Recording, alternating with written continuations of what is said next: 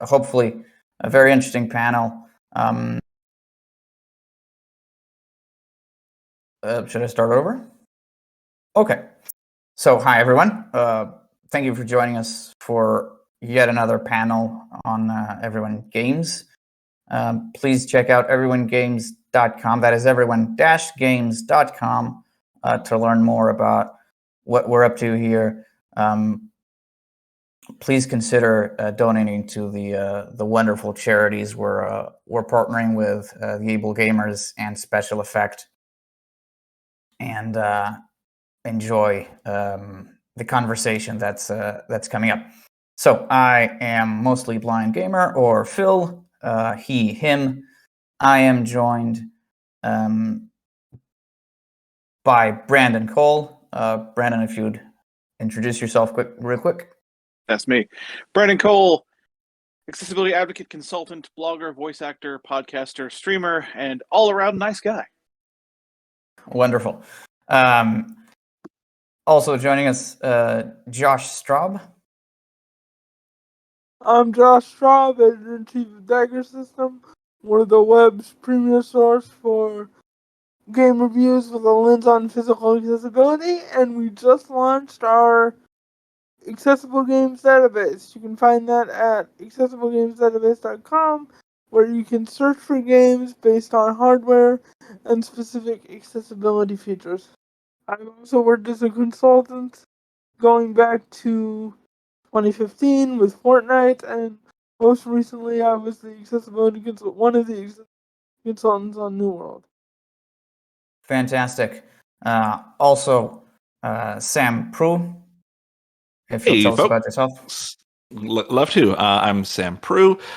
Kind of my day job, I work as the accessibility evangelist with a company called Fable, and we focus on helping larger organizations on the corporate side of things involve people with disabilities, especially users of assistive technologies, in every part of the product development process. So from sort of research all the way up through ideation, prototype reviews, development, beta, alpha testing, QA, all that good stuff. Can find out more about us and what we do at makeitfable.com. I myself am a completely blind screen reader user, pronouns he, him, been a lifelong PC gamer, sort of starting out back when, text games were what mainstream gaming was, in the 90s, moving right through, not much of a console gamer, but pretty dedicated on the PC and iOS side of things.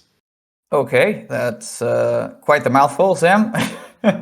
Finally, we have SightlessKombat. Hello, everyone. I am SightlessKombat, accessibility consultant and gamer without sight, sometimes shortened to SightlessKombat or SK, depending on whatever's easiest. I am a streamer, reviewer, content creator, Xbox MVP, Xbox ambassador, play host for the Xbox side of things. But that doesn't just mean I work exclusively with Xbox stuff. I do play PC titles, I play PlayStation titles. Basically, whatever I think could be accessible, I give a try. And when it isn't accessible, I try and find the person to talk to about making it so. I've never had any sight whatsoever, and that's the lens. I come at everything from, trying to prove that, accessibility is a worldwide cause, and essentially just working with anyone who will listen. And it doesn't just have to be games; it can be software, hardware, web stuff, anything really. I will work with pretty much anyone who's willing to listen and learn about accessibility. One of my recent achievements was getting to work on Gears 5 with the navigation ping escape mode feature, just called escape ping for short by most of us, and that opened up a whole new game mode. So that was great to be able to be a part of. But I've worked on a large number of other things over the past few years as well, and hopefully that will continue long into the future. Mm-hmm. Wonderful. Alrighty. Well, I suppose I'll tell you about myself in this context as well to frame the discussion. I was born visually impaired and lost some sight in two chunks, so to speak, during my life. and rely mostly on magnification nowadays, and occasionally use screen readers. I hope that will help give you some context for how I'm dealing with video games and how I'm experiencing video games, if that makes sense. Alrighty. So to get us started, I like numbers. I think they're very interesting, very good to get an overview of an issue, of a situation, even if we shouldn't depend exclusively on them. Now, looking at the CDC's reports, it seems that about a quarter of adult Americans are somehow disabled. That sounds to me like a big number, and I would like to get your thoughts on these statistics on disability and frankly, also gaming, that we know is a huge and growing industry, right? So, Brandon, would you like to give us your thoughts on this? Yeah, I think I think the key thing is that the numbers don't lie, and that they are larger than developers who don't want to work on accessibility would have you believe. But I think that's an important thing, because one of the concerns that I get a lot working in this industry is, is the market large enough? And the thing about the market is it's only growing. The number of disabled people is increasing exponentially every year. So there's always going to be a market, and it's going to be an increasingly large market. So, I think that's really all that needs to be said. Personally, is that the market is there. You're seeing it. The CDC's reporting it, and that's why accessibility should be considered. It's a win for everyone. Not to mention that,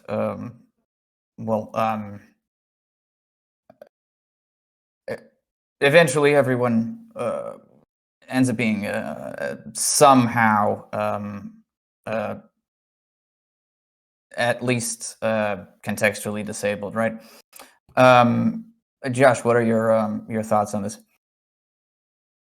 Well, let me start off by saying I completely agree with Brandon. The numbers are much larger than those who don't care about accessibility would like to admit.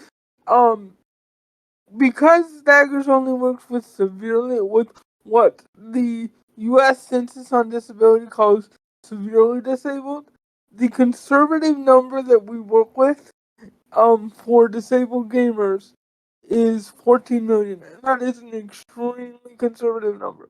That is taking, and frankly, there's no firm statistics as of yet on how many people with disabilities play games. But what we've done is we've taken the proportion of the population that plays games and the proportion of the population with disabilities, and we've matched those numbers, and then we've cut that in half, so it's probably closer to 30 million just among severely disabled, physically disabled gamers. And so yes, the number's huge, and unfortunately, when you look at stamina-based disabilities like CP and other things that affect your stamina, we're seeing a growing instance of people who can't play games for longer periods of time because of the prevalence of COVID. So people are coming out of their experiences with COVID, and they have longer lasting symptoms, and it's, believe it or not, it's affecting their gaming. So those numbers are only growing. Right, you make a good point. It's if you find the intersection in the Venn diagram there, it's absolutely a significant, yeah. Okay, so Sam, I do believe you might have some interesting remarks on this, at least around the work that you do specifically in. So we've done a lot of kind of studying about accessibility stats, both in and outside of gaming at Fable, and the number we use for folks with disabilities is kind of ranges around 1 in 4 to 1 in 5. But the thing that we always stress is that disability is the only identity that everyone is going to experience. Because you don't like to think about it, but we are all getting older. And this was the generation that grew up on Nintendo. And people whose hobby is gaming now are not going to give up that hobby. They're going to want to continue to do it as they continue to age, as they continue to lose a little bit of vision, a little bit of hearing, a little bit of hand-eye coordination. And so accessible games, just like accessible anything, an accessible thing is a better thing for the entire population, not just for some sliver. But even within that sliver, there's a thing that the gaming industry is prone to doing, and it's having a very particular picture in their mind of what a gamer is. And every time the industry has expanded outside of that market, they have found that the market is always way bigger than they think it is. If you think about a console like the Wii that brought entirely new kind of vistas in casual gaming with its motion controller. If you think about a game like Tetris, which was really sort of one of the first casual games that older folks were picking up. Every time the gaming industry has expanded its picture of who and what a gamer is, they have found an extremely profitable market that is there ready to meet them. And so I think, the gaming market is ready to expand into people with disabilities. We've already found that people with disabilities massively, are really into casual gaming, are into PC gaming. Now, one thing that we found is that console ownership among people with disabilities is way lower. But that's because of where consoles are right now. Accessibility features are pretty new in consoles, and that's a massive, billion-dollar opportunity that companies can take to expand into an entirely new market, just like they found a new market in casual gamers, just like they found a new market in older players, just like they found a new market in party games, et cetera, et cetera. So I think that accessibility to me just seems like such a no-brainer, because every time the market has expanded in the past, it's always been profitable. If I could just jump in to add to that, I would say that one of the things that you don't really get when you look at the raw numbers is the amount of expendable income the average disabled consumer has, because most of, in the US at least, much of our day-to-day care is subsidized by the government. So any income that we bring in is expendable. For a lot of us, not for some, not as much, but the spending potential of the disabled market is in many cases higher than other minorities that the games industry has gone out of its way to court. Absolutely. And the second thing that you miss when you just talk about numbers is what I like to call the network effect. If you have a brother or sister or father or mother or anyone that you live with or are friends with, you want a game that you can play with them as well. And so when you make more games accessible, like, there are people who are going to choose games that have accessibility features because they want to play with their family members and with their close friends. Excellent. I feel like we're getting to the conclusion that here. Correct me if I'm wrong. That this is still a bit of an untapped market. It at the same time is it includes everyone, and will issues relating to this particular market will affect absolutely everyone. Eventually. So SightlessKombat, do you want to close off this point? I do my best. I mean, there's really not too much else to say, but I do want to challenge a couple of things. So, well, not challenge. Add my own spin on a couple of things. So there are 3 billion gamers, I think, is the stat that Xbox normally is around the world, and there are going to be a lot of people. There are going to be larger numbers than people think. Yes, within that, who have disabilities of one form or another.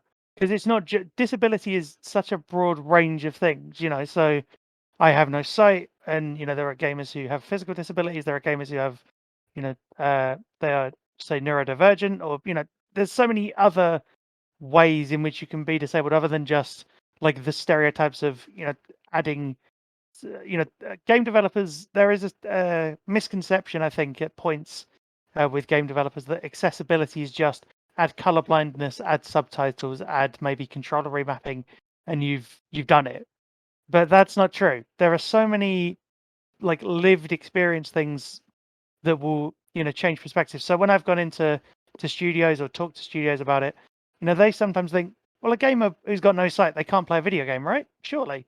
And then I show footage of me playing, Last of Us 2, Gears 5, Minecraft Dungeons, any game that has enough accessibility. Sea of Thieves, where I was recently able to become Pirate Legend thanks to accessibility features. All of that, that's what the numbers miss. The numbers miss the human side of it. But there's a right element, a correct element in terms of saying, the market is bigger than developers imagine. That's definitely true. But I also think as well, console ownership is on the rise because, in the last 6 years, we've seen the PlayStation 4, in terms of the US model at least, and then the Xbox One platform a little later come out with massive accessibility features. So things like Copilot, things like Narrator, in terms of the Xbox side, things like even just having a TTS that's worldwide on PlayStation 5 when that launched last year. Those are massive things that will doubtless increase console ownership. It's once developers start putting their minds to how to put accessibility into their games on any side, whether that's Nintendo, whether that's PC, whether that's Sony or Microsoft. Once developers start putting their minds to it and understanding how they can make their games accessible, because it can be done, once that happens, we will start to see hopefully a massive increase in the number of games that you can actually play, because it's boring not being able to play the popular games. It's, for lack of a better word and way of describing it, it can be really depressing. It gets you down a lot. When people are saying, "Oh, do you want to come and play this game?" I'm like, "I can't play it." And they're like, "Why?" And then I say, "Because there's no accessibility features." And their response is usually, "Oh, that sucks. Have you tried reaching out?" And I'm like, "Yes, I have," and there's been no response. So once developers realize that accessibility needs feedback channels, it needs to be a commonly discussed, transparent topic, I think the numbers of people playing these games and owning these platforms would definitely increase as well. So as much as it's profitable now, increased accessibility equals increased sales and all of that, it will increase further. It's an exponential curve that we are only just starting to see the tip of the proverbial iceberg here, the tip of that, the base of that curve, as it were. So I'm really curious to see where that goes from now. Mm-hmm.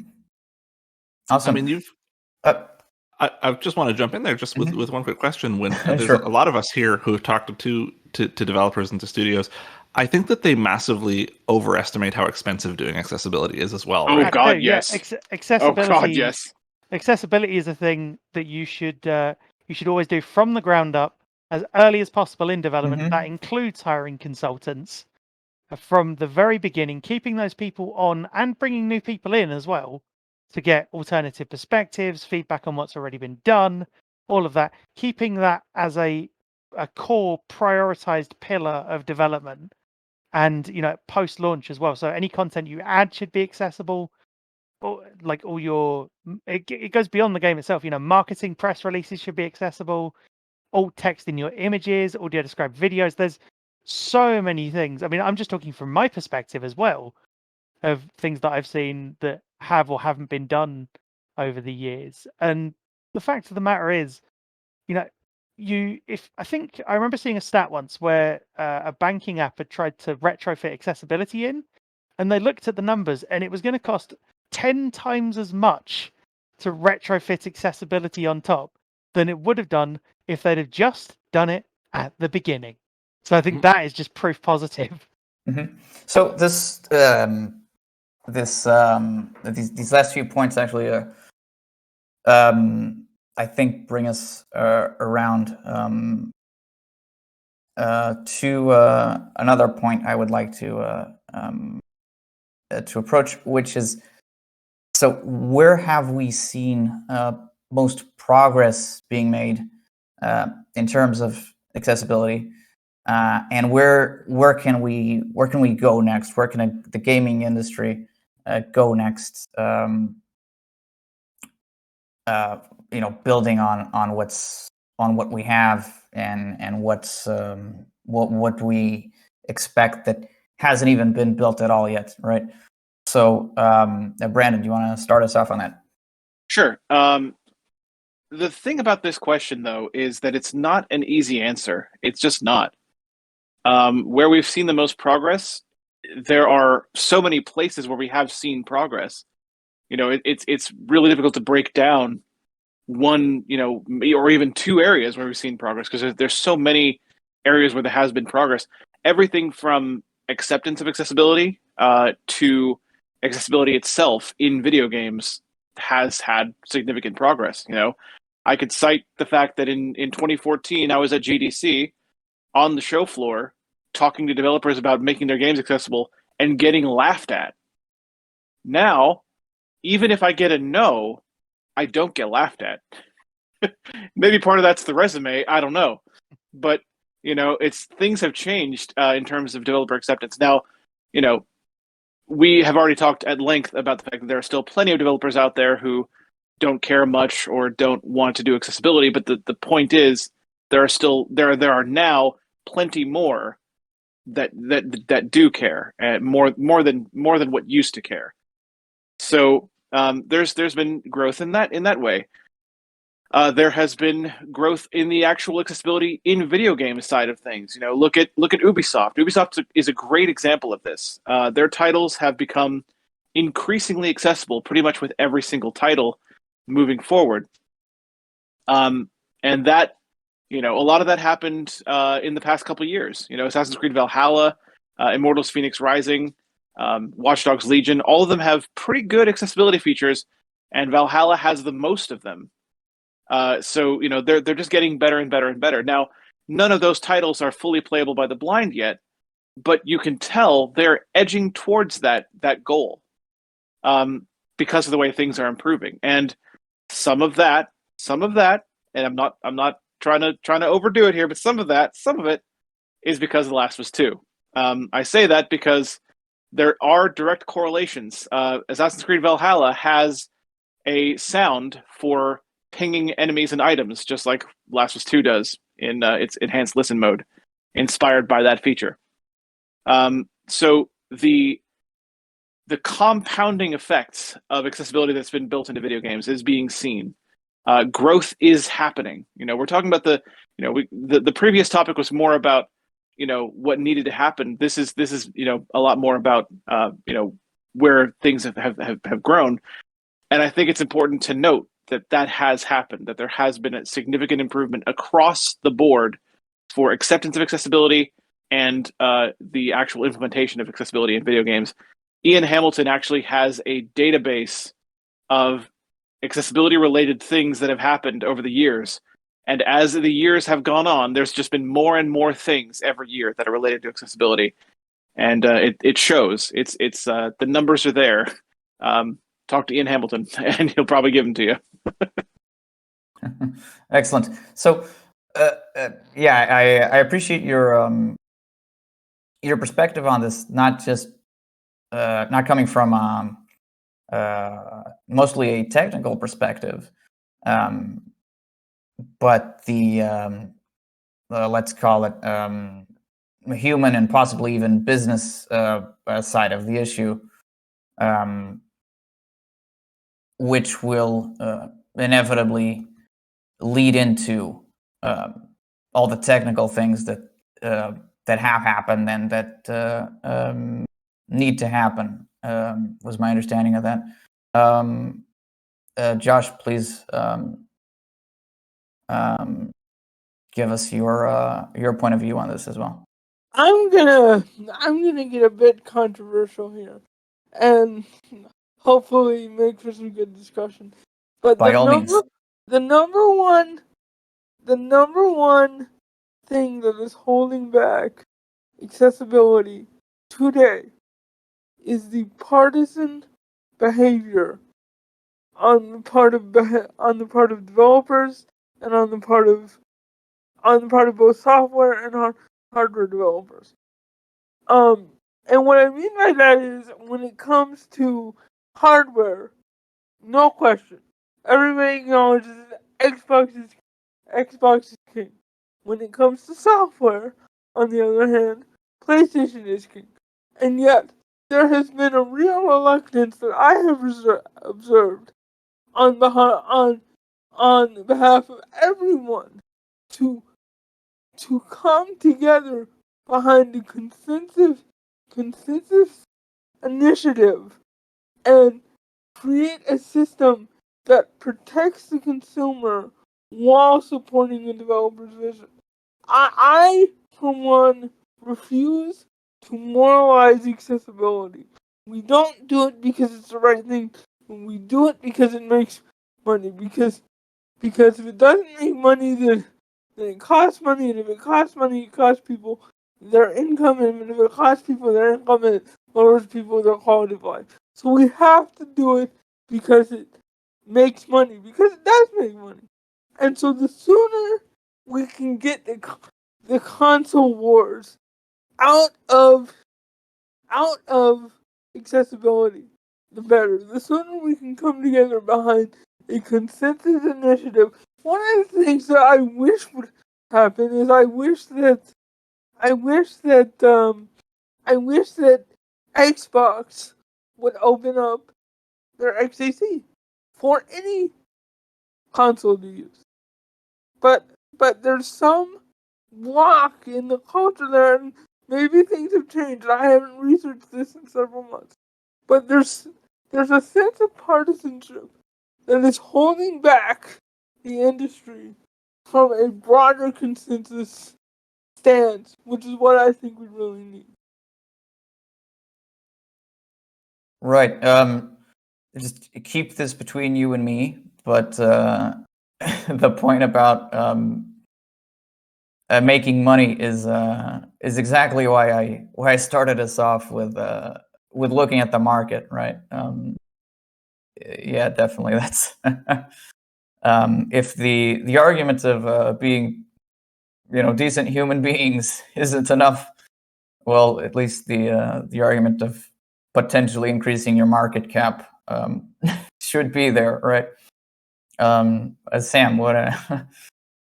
How do you want to continue with this? So a couple of things. First of all, I think some of that partisanship also comes from us in the accessibility community, because it is, very easy for me to hear about some of these games that perhaps are accessible to Josh or that are accessible to a screen magnification user that I can't play yet, and to not only fail to celebrate those wins, but to actually be critical of those wins, right? And so I think some of it also comes down to making sure that we as an accessibility community recognize the wins on behalf of each other. Because just because these games aren't accessible to me yet doesn't mean that good work hasn't been done. And when we fragment like that, we tend to divide our community and divide our efforts and not reward things that sort of deserve rewarding, and keep this whole partisan thing going.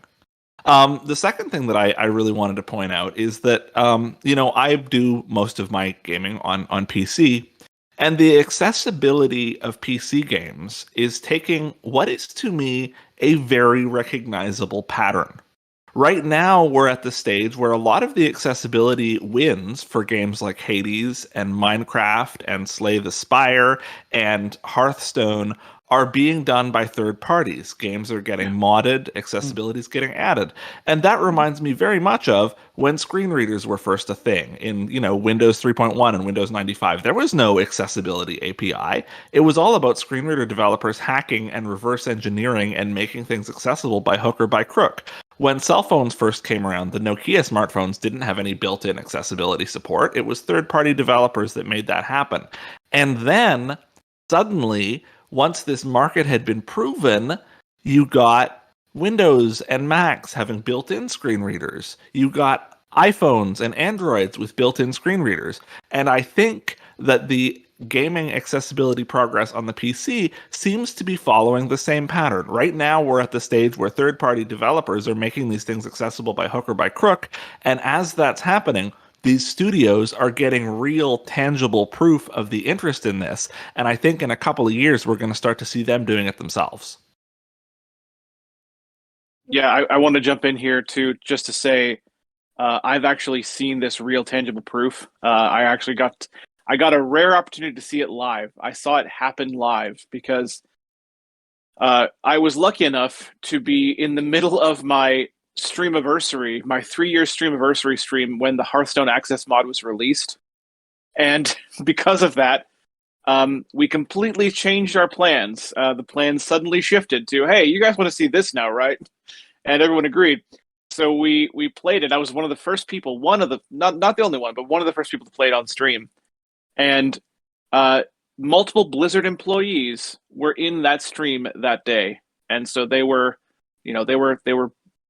one of them that told me later in a DM that she was actually crying during the stream because it was such a great thing that had been done. And I got an apology from her that basically said, we're sorry we didn't do this first. We're sorry that it had to be the community instead of us. So yeah, there's real tangible proof, and they're seeing that it can be done. And in the case of Hearthstone, by one guy, and it's pretty impressive stuff. Yeah. I was going to ask you about that next.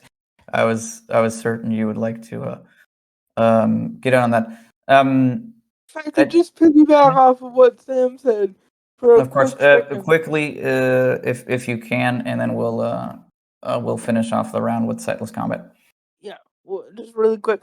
I think what Sam said really gets to the heart of one of the big issues facing our community going forward. And I can say that just here because nobody here has. But in the broader accessibility movement, there's a very big sense of sort of toxic entitlement that prevents us from celebrating each other's wins. And that's one thing that we need to address if we really want to move forward. We need to get the gamesmanship and the one-upmanship out of accessibility as a community of advocates, and then we can move forward and celebrate each other's wins. Right. What's the expression? A rising tide lifts all boats. Is it something like that? Yeah. That's why Twitch and game streaming is so great, because it helps those of us who haven't had the wins yet live vicariously and enjoy them through those who have. Speaking of, let's get a SightlessKombat in on here. Yeah, I can actually work off the back of that anyway. What I was going to say, just double checking I'm on.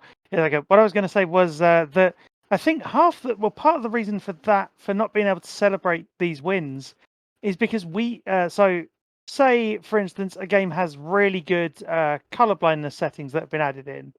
I can't celebrate that win personally because I don't know how much of a big impact it is. Like, there's there's having a first-hand story of somebody saying, "Oh my god, this is amazing, this is great," but there's no sense of this is how great it is. Whereas if you show me, say, the mods for Hades, for instance, where I can now clear a run on PC without needing any assistance whatsoever. I mean, yes, it's a little finicky, but it works. I can say that to people and be like, look, if you want to try it yourself, go and try it yourself and see what you think. And, whether they've got sight or not, they can see how it works and they can understand how it's such a big thing. I think it's a matter of being able to appreciate it for yourself rather than, not necessarily being able to, you want to celebrate these wins, but having no context for why they're such big wins is a big part of that. I also think as well, Josh said about sort of gamesmanship and one-upmanship. I think part of that might also come through, studios, work like essentially being able to have multiple consultants on a project also breeds multiple perspectives. So, say Brandon and I have played the same game, but we've done it completely differently. That's great because then we can both say, look, this is how we would do it. And then the studio can turn around and say, look, okay, what we'll do is we'll have options for both styles.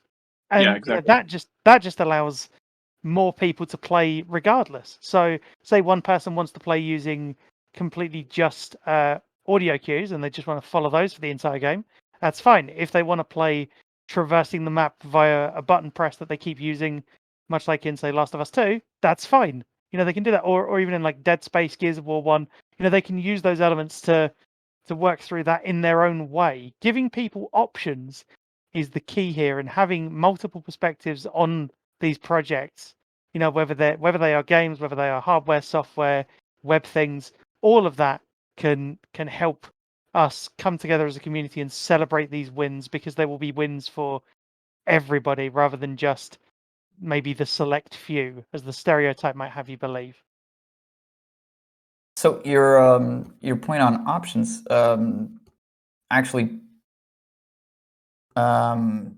brings us around to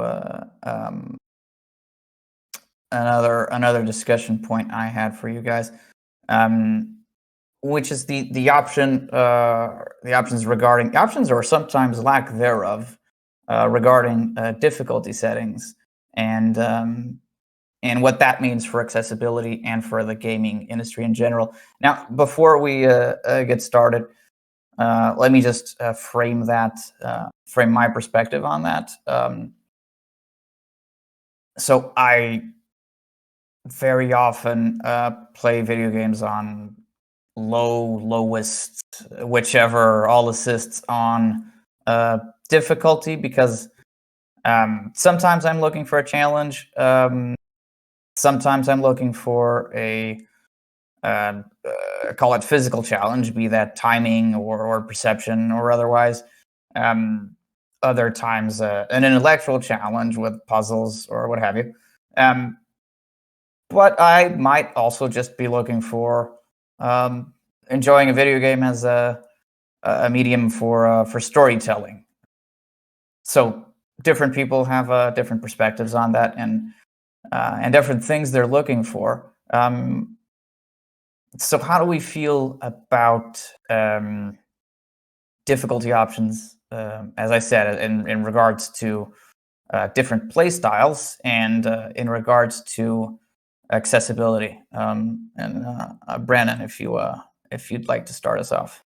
Well, definitely, you're going to find that I have a very biased attitude with this one, because I absolutely 100% believe that there should be as many difficulty options and support of as many playstyles as possible. Referencing, of course, The Last of Us 2, which totally does that. We have so many modifiable difficulty settings. There's so many things you can change about the way that you want to play the game, and all of them are fine. Like we're not trying to get people to be like, well, I played the game with the ultra difficult, ultra settings, ultra, and I'm the bestest, and you're not because you didn't use those. Every single one of them is fine. Play the game the way you want to play it. Whatever it takes for you to enjoy that game. All those options are there, not to like be separated into, I'm a better gamer versus someone else, but to be used by whoever needs them. So difficulty options, absolutely, at 100%, as many as possible. Support a whole bunch of different play styles, and that is the way to go. It's not a competition. It's allowing people to enjoy whatever games they want in whatever way they wish to. Mm-hmm. Okay. Great. Like I said, I tend to agree. Josh, I would like your thoughts, but also considering possibly the something that I find that might happen sometimes, which is difficulty options used as a crutch, if you will, for bad accessibility. Can you clarify that really quick, Phil? What do you mean? Sure, of course. I don't want to make a giant studio sad, so I won't name names. But for instance, I played a game recently that was absolutely gorgeous and visually breathtaking, and it was tremendously dark. The gamma adjustments were unhelpful. I went over all the options, and eventually I found myself turning on invisibility mode because I was so invincibility mode because I was so frustrated with the accessibility options. So I ended up missing out on the challenge in exchange for just being able to play the game. Does that make sense? Yes. What I will say is, given the current political climate of the world, accessibility is still a privilege, not a right. And as such, we need to be careful not to act as if we have some sort of legally enforceable leverage over companies that may not conform to the way we think a game should be made. My other job, in addition to running my nonprofit, is my consulting. And I have always told people that if they want to make an inaccessible game, I will help them do that. My whole point and the way I do things is I make sure that when there is a barrier in the game, you understand why it's there and what it's going to do for your player base. And so, because games by their very definition have to have barriers, otherwise they're just interactive stories. So I'm actually a little bit the opposite of Brandon on this, in that if the developer wants to have super granular disability or granular difficulty settings, excuse me, I am there for that. That is awesome. But if they don't, that's fine too. I mean, the games industry thrives on diversity, and we need to be careful as we advocate not to not sort of whitewash the diversity, because Everest wouldn't be Everest if it was easy to reach the top. And I know people are gonna poke holes in that analogy in the chat, but you understand there has to be something in human life to aspire to, and just by the fact that beating certain games are aspirational, they take work, that's gonna preclude certain people from experience. And that doesn't mean that the game is bad. It just means that the developers' vision does not accommodate for people below a certain skill level or physical needs. And that's where my big difference is. I don't see that failure to acknowledge accessibility as a bad thing necessarily. It just comes down to how much money they want to make. Does that make sense? Did I answer your question? Mm-hmm. Yeah, I think so. So, yeah, we're going back to, if you make your game more accessible, you're opening yourself up to a wider market. But if you make it very challenging by design, I won't say inaccessible, but I'll say challenging. You're looking for a specific segment of the market. I feel is what I got there. Sam, how do you feel about this? I mean, I think I agree, but I think that there's sort of two points to be made. First of all, it's very easy to sort of use that as an excuse or a rationalization. Like, oh, I'm building a hard game, so I'm not going to think about accessibility because the game is hard. And I don't necessarily think that being hard necessarily has very much to do with the actual accessibility, right? As long as the audio cues are there. Accessibility to me is about, are you being presented with the information that you need as a player in order to complete the game? And are you being presented with the abilities to complete it, right? A hard puzzle in a text-based game can still be incredibly hard. In the same way that a hard boss fight in The Last of Us 2 can still be incredibly hard. What the accessibility settings are doing is really modifying the game to your physical and sensory abilities rather than decreasing the challenge. Or at least in an ideal world, that's what they ought to be doing. But the second thing I want to put in there is that there's also the recognition in kind of diversity that people are going to be different, and not wanting to play some game or to deal with something sort of doesn't make you a lesser person or a bad person, as we've said. I mean, for me, games are not what I do for aspiration, they're what I do for fun.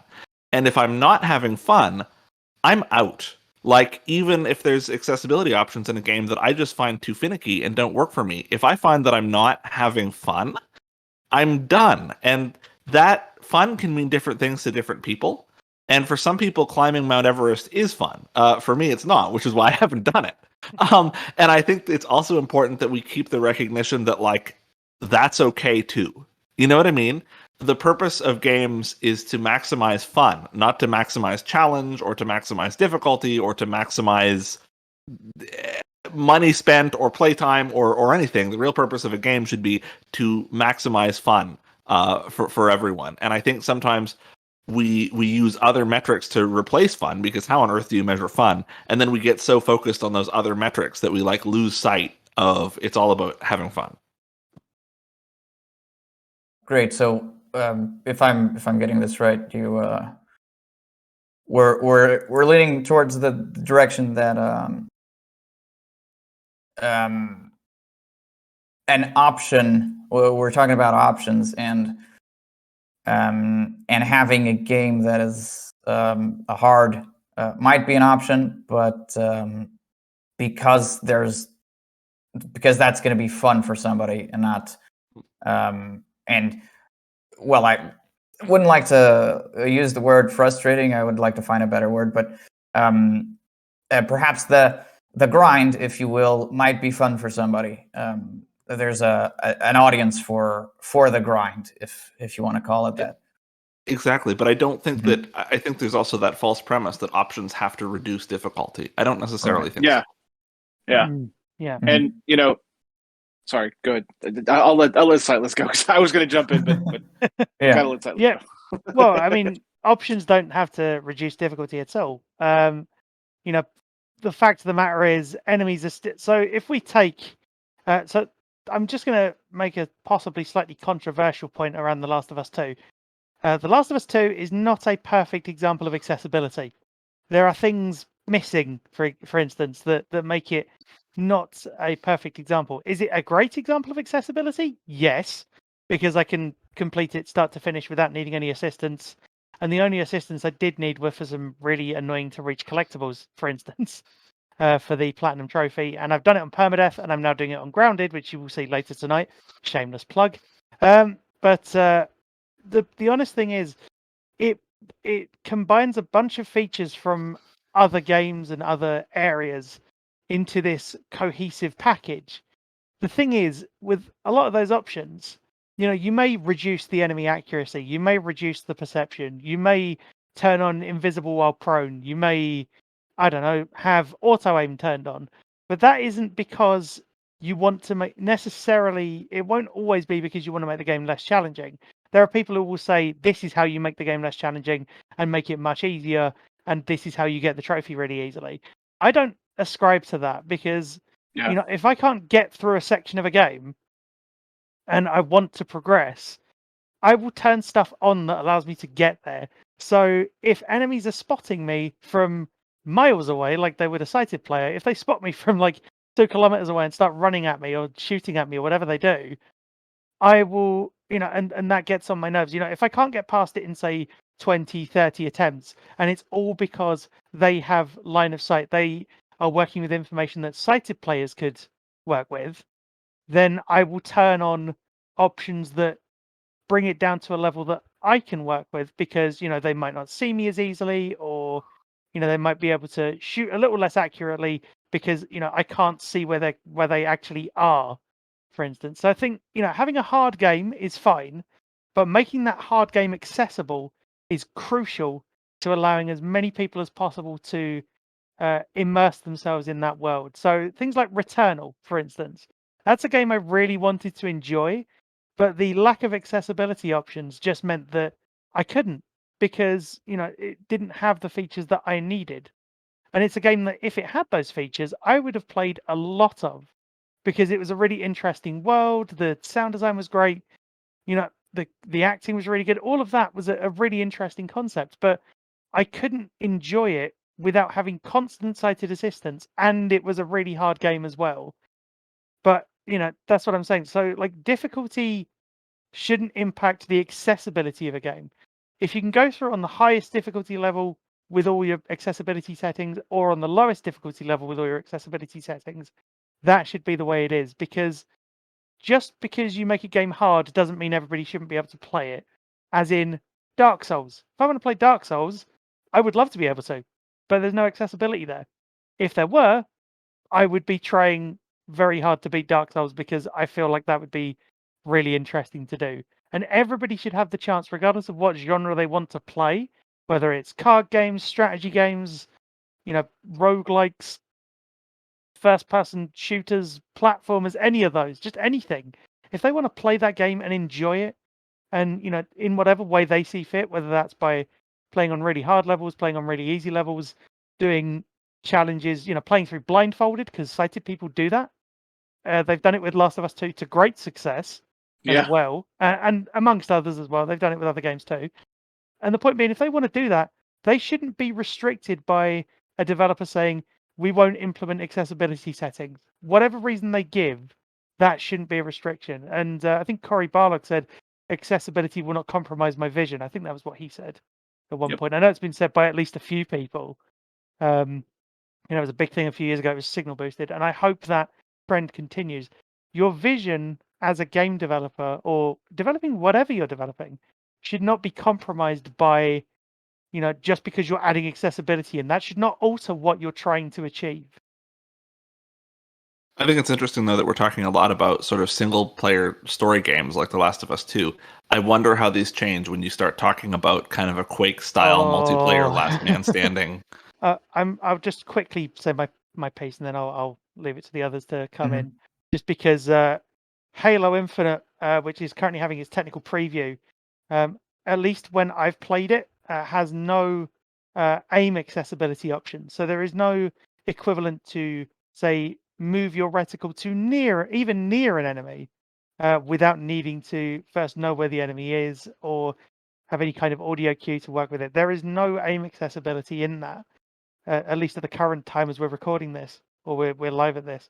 The unfortunate thing about that is it means that I, as a gamer without sight, regardless of how good your menu narration is and all your customization options might be, if I can't play the game the way the game is designed to be played, i.e. from range, using weapons to take people down from long distances or shorter distances, and not just using melee the whole time, I can't play the game the way it's intended.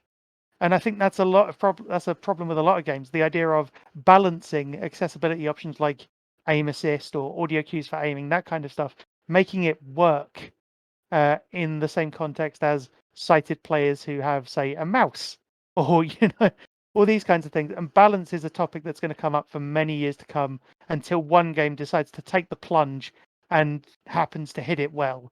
And I'm not sure what game that's going to be, but I'm really, really hoping that day comes soon. So I feel like we should all meet after this and schedule a panel for maybe next year on accessibility in multiplayer games. Yeah, I'm good for that. Sounds good. I'm down with that. Yep. And I would like to do one final round around our virtual table. So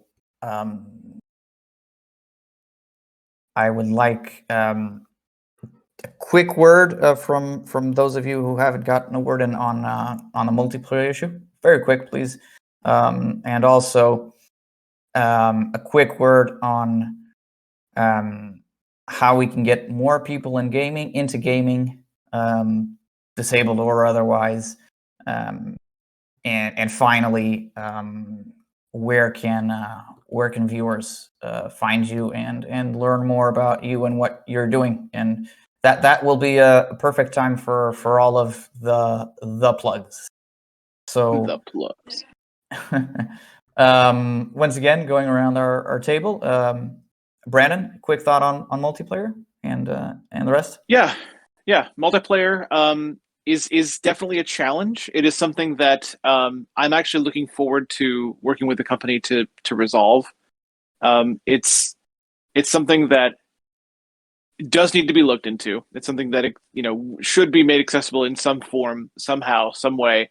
But absolutely, it is one of the biggest hurdles right now that we're facing as far as making things accessible.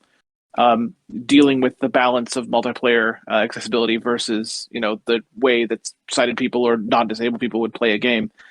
So yeah, it is going to be a challenge. It is going to be something that we're going to have to work on probably for several years yet. But I do think that we will find a way. I'm pretty much the ultimate optimist when it comes to this stuff. I do think that something will happen. We'll figure out solutions for this stuff, and we will be playing multiplayer games that aren't just Hearthstone with our friends. Although I do love playing me some Hearthstone. Let's see.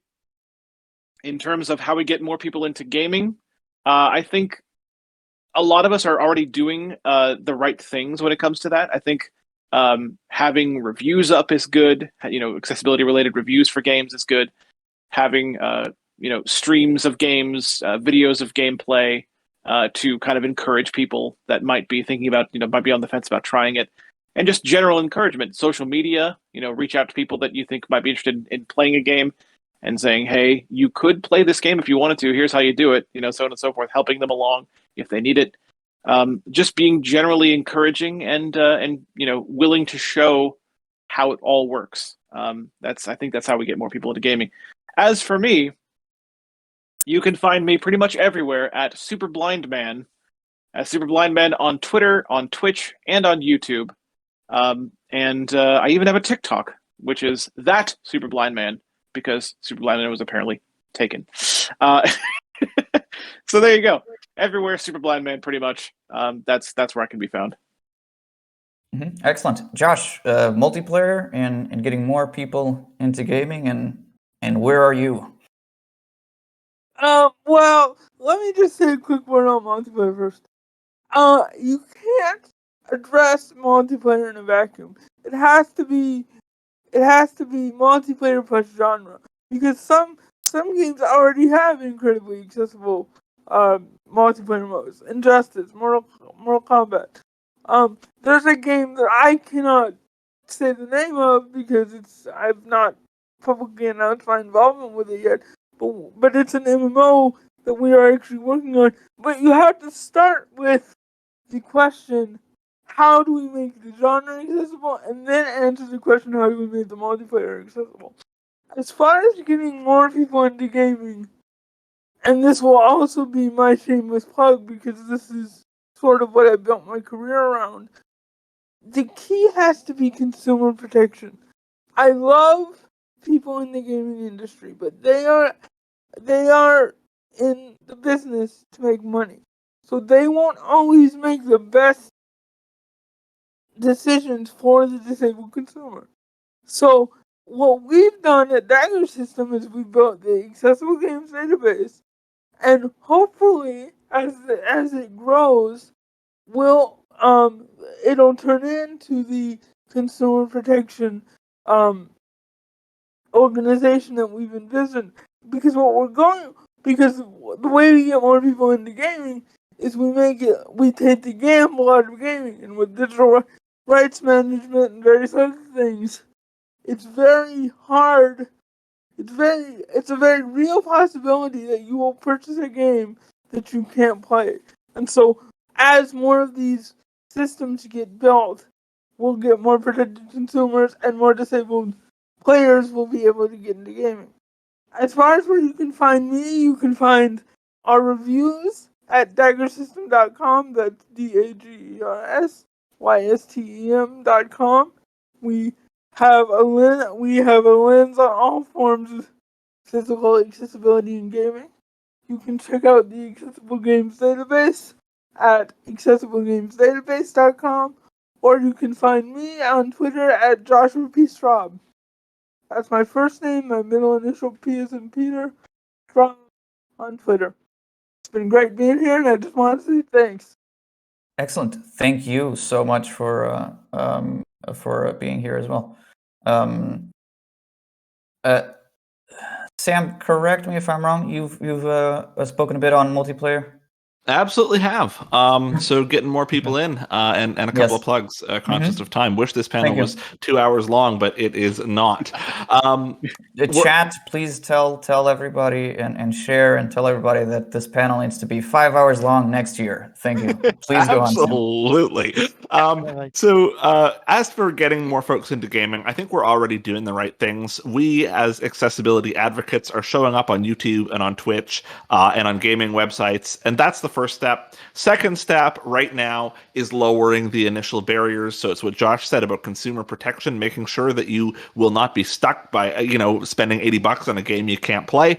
And the second part of it is making the barriers easy, making the game stores more accessible, making the consoles more accessible, making the modding processes, if that's what we're doing on PC, making them easier, making them more friendly, making the accessibility options easier to find, making sure that people are aware that they exist. I think that those things are happening and that we're on track. As for me, you can find me on LinkedIn. Just search for my name and I'll pop right up. You can find us at Fable and learn more about who we are and what we do and how we're helping companies make things more accessible over at makeitfable.com.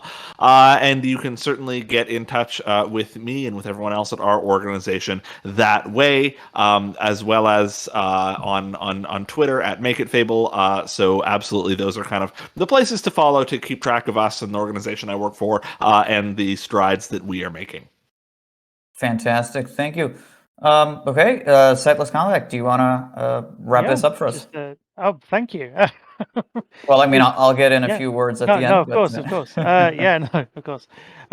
So in terms of how to get more people into gaming, as pretty much everybody else has said, we're doing the right things, but it's mostly just a matter of disseminating information. So, sharing these articles, not just liking them on Twitter, sharing these reviews, these videos, these Twitch streams, whatever. If you feel there are people who would benefit from these streams or whatever the media is, and do say to them, this would be cool for you to watch or whatever. I've had a few people come along to my channel that way as well, both my Twitch and my YouTube. Speaking of that, you can find me as SightlessKombat on Twitch, on Twitter, and on YouTube. SightlessKombat. And in terms of what companies can do in terms of getting people into gaming, just promote your accessibility features as far in advance as possible, even during development as well, to get people excited, because accessibility is exciting and learning about it is also exciting. And speaking of learning about accessibility, I will be streaming The Last of Us Part 2 as part of Everyone Games 2021. I will be streaming that at 8 p.m. BST, so UK time, 3 p.m. Eastern, if I've got my time conversions right.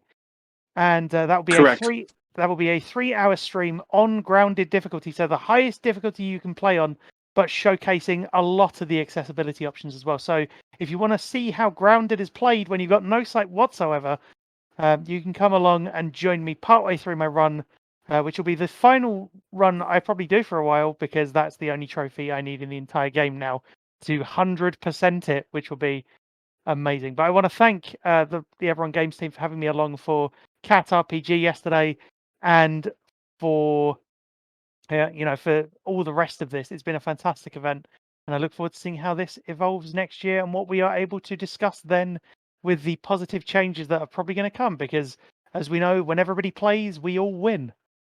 Wonderful. And nothing Thank about you. us without us. Absolutely. You make a that's a great point to end on. About learning about The Last of Us 2 and learning in general.